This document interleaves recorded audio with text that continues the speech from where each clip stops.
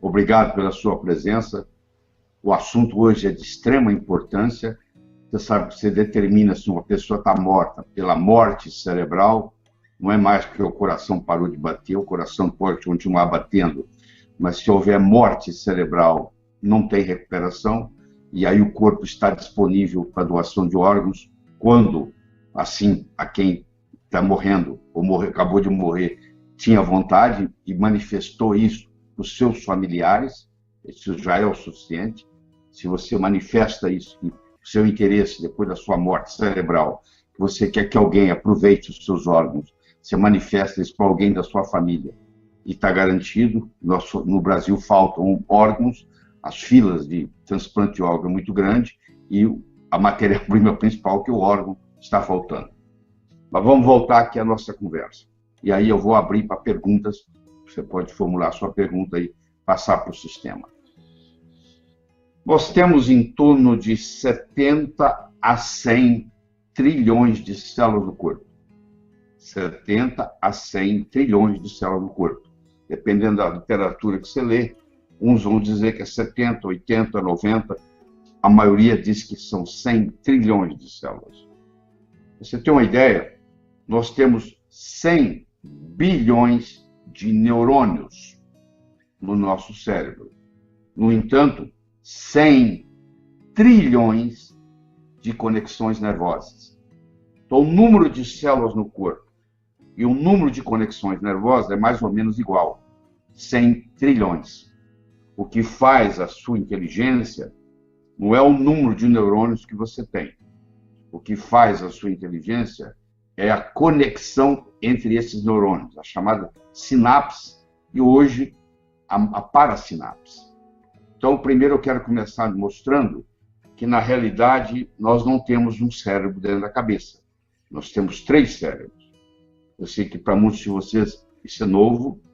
Essa teoria, que hoje é uma hipótese muito comprovada, é do Paul MacLean, dos Estados Unidos. O Dr. Paul MacLean, há 40 anos atrás, ele mostrou isso, que na realidade nós temos um cérebro chamado reptiliano, que nós herdamos dos répteis. Nós temos um cérebro chamado límbico, também chamado neomamífero, que nós herdamos dos mamíferos inferiores. E temos o que nos faz humanos, que é a nossa neocórtex, principalmente na sua área pré-frontal. A parte humana está aqui, na área pré-frontal. Essa é a área que nos dá a perspectiva de futuro, que nos dá a cognição, em outras palavras, que nos faz humanos. Tá? Mas se você pegar o cérebro, só 10% dele é neurônio. Existe 90% que é chamado glia. E antigamente achava-se, até bem pouco tempo, que essa parte da glia ela apenas tinha uma função de alimentar o cérebro. Hoje sabemos que não é verdade. Você já ouviu falar que a pessoa tem um tumor, um câncer cerebral. Ora, se o câncer é a reprodução descontrolada das células, uma replicação de células, os neurônios não replicam. Os neurônios não se multiplicam. Como é que você teria um tumor cerebral se os neurônios não se multiplicam? O tumor cerebral, o câncer cerebral, ele não acontece nos neurônios. Ele acontece nessa glia. São, por exemplo, os gliomas, os glioblastomas. 51% dos tumores cerebrais são muito malignos e são chamados glioblastomas, que vêm de células que estão na glia, especificamente uma célula chamada astrócito. Então nós temos a microglia, nós temos os astrócitos, nós temos os oligodendrócitos. Você já ouviu falar de gente que tem esclerose múltipla, e aí a pessoa passa e termina numa cadeira de rodas, porque essa pessoa começa a perder o movimento. Por que ela perde o movimento? Porque a doença vai nos oligodendrócitos, que são essas células que produzem a mielina. O que é a mielina? Você, quando tem um fio, o fio é encapado. Se você desencapar o fio e encostar um fio no outro, dá um curto-circuito.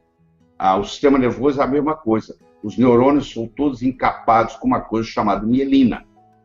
E quem produz essa mielina na parte central são os oligodendrócitos. E na parte periférica, nos nervos, são as células de Schwann.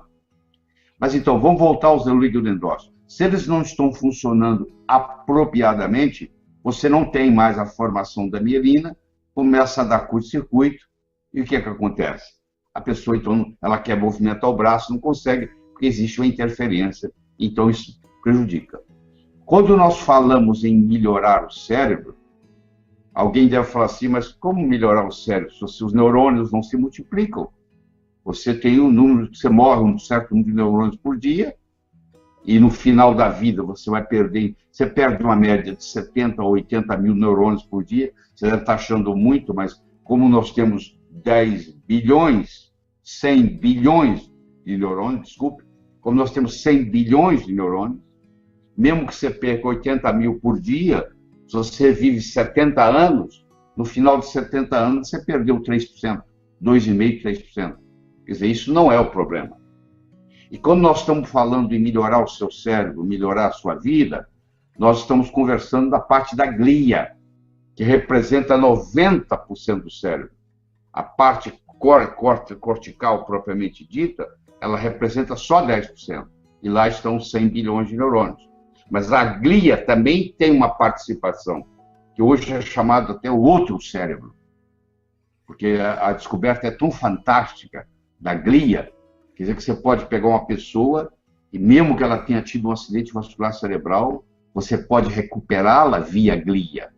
Então, antigamente, para quê? O neurônio já morreu, o que pode ser feito? Vai fazer a comunicação via glia. Quando nós temos um problema no sistema nervoso central, uma das coisas que nós temos chama gliose. Essa glia se agita para tentar recuperar o processo. Tem a ver com essa parte que abastece o cérebro e por si só também tem comunicação. O cérebro é onde está instalada a inteligência. Nós temos 7 tipos de inteligência: verbal, matemática, musical, espacial, corporal, intra e interpessoal. Você deve conhecer gente que é brilhante na matemática, mas não consegue dar bom dia para o vizinho. Essa pessoa tem uma inteligência lógico-matemática muito desenvolvida, mas falta a comunicação, que é a inteligência interpessoal. Por outro lado, você deve conhecer gente que é extremamente comunicativo, conhece todo mundo na vizinhança, mas precisa de uma calculadora para fazer cálculo, porque não consegue multiplicar, fazer conta de cabeça. Não é verdade? Então, o que você tem que identificar primeiro de tudo isso é onde que está o seu ponto forte. Verbal, matemática, musical, espacial, corporal, intra e interpessoal. Não adianta você reinventar a roda. O segredo é você fazer girar mais depressa. Porque se a minha habilidade maior é verbal, então eu vou procurar uma profissão, vou me dedicar a uma área onde eu vou poder usufruir dessa inteligência verbal. Se a minha inteligência maior é a musical, o meu talento é para música, eu vou enveredar por esse caminho musical, que é meu talento, e aí provavelmente eu vou ser um músico de sucesso. Então, muitas pessoas estão insatisfeitas com a vida, que por uma razão ou outra escolheram uma profissão que não bate com o tipo de inteligência que ela tem. Então, você tem que analisar isso. Por exemplo, as mulheres têm uma inteligência verbal superior aos homens, não tem dúvida. Uma mulher fala, em média, 25 mil palavras por dia. Um homem fala, em média, 12 mil palavras por dia. E o homem fala muito na área de trabalho dele. Mas quando ele chega em casa, ele coloca um pijama, senta no sofá, vai assistir televisão e não fala nada. Por quê? Porque o homem, quando ele está com emoção, a tendência dele é ficar quieto. Ele fica ruminando. A mulher, por outro lado, quando ela tem um problema emocional, a tendência dela é de verbalizar esse problema. Ela faz uma terapia verbalizando. Se você pegar um menino de 3 anos de idade e uma menina de 3 anos de idade, se você é pai de menino e menina, você vai concordar com o que eu estou falando, você vai ver que a sua filha, quando tinha 3 anos de idade, ela tinha um vocabulário muito superior ao seu filho quando tinha 3 anos de idade. Provavelmente o seu filho até andou mais prematuramente que a sua filha, porque a inteligência corporal masculina é superior à inteligência corporal feminina. O recordista mundial de 100 metros não é uma mulher, é um homem. Os homens se destacam muito melhor nos esportes. Tanto é que não compete, é difícil competir homem com mulher no mesmo esporte. Tem que ser o feminino e o masculino. Então, as mulheres são mais emotivas, sim. Mas as mulheres também são mais perceptivas. A inteligência intrapessoal feminina é muito superior à inteligência intrapessoal masculina. Uma mulher vai num ambiente, e o marido com ela, e eles ficam 1 hora lá na festa. Quando eles voltam da festa, ela captou 3 vezes mais informação do que ele. Ele vem perguntando para ela, e aí, bem, o que mais que aconteceu? O que ocorreu lá? O que você ficou sabendo que eu não percebi? A mulher enxerga melhor do que o homem. A doença daltonismo, que é uma doença masculina, é confundir o vermelho com o verde, 10% dos homens têm algum problema daltônico. Tanto é que quando o homem vai sair, ele vai até a esposa e pergunta, e aí, a gravata está combinando com a camisa? Está combinando com o paletó? A sua mulher não fica te perguntando se você acha que o que ela está vestindo é apropriado. Ela sabe que o seu julgamento não é tão válido, que você tem deficiência de cor. As mulheres escutam mais do que os homens. O cérebro feminino para escutar é melhor. Tanto é que você está sempre reclamando que o seu marido deixa a televisão muito alta. Se é ele que controla, que tem o controle remoto na mão. Eu tenho uma pergunta para fazer para você aqui. Quem segura o controle remoto da televisão na sua casa? Antigamente você perguntava assim, ó, quem que usa calças na sua casa? Quem que usa as calças?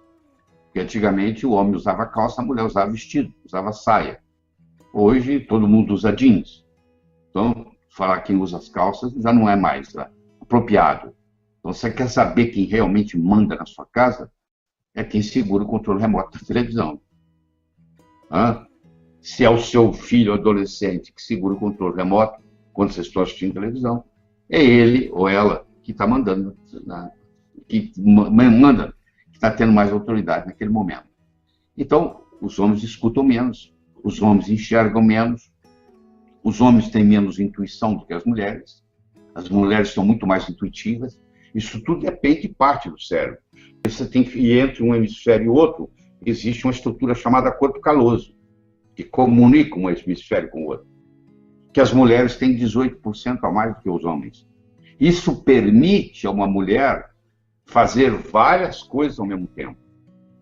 O seu marido, ele quando está assistindo o jogo, o telefone pode tocar, a criança pode chorar, a campainha da porta pode buzinar, ele não está nem aí, ele está lá dentro do campo assistindo futebol. A sua esposa, ela assiste a novela, ela termina o relatório do dia anterior, ela administra o jantar, ela põe as crianças para dormir, ela fala com a mãe no telefone, tudo ao mesmo tempo, porque ela tem mais conexão entre o hemisfério esquerdo e o hemisfério direito. Isso é estruturalmente desse jeito. Então, tem coisas no cérebro que elas são estruturais, não tem nada para fazer. Agora você diz assim, mas eu tenho 45 anos, vamos dar um exemplo, eu tenho 45 anos, está muito tarde, ou 50, ou 60, ou 70, não faz diferença. Está muito tarde para eu começar a melhorar o meu cérebro? Não, nunca é tarde. Nunca é tarde.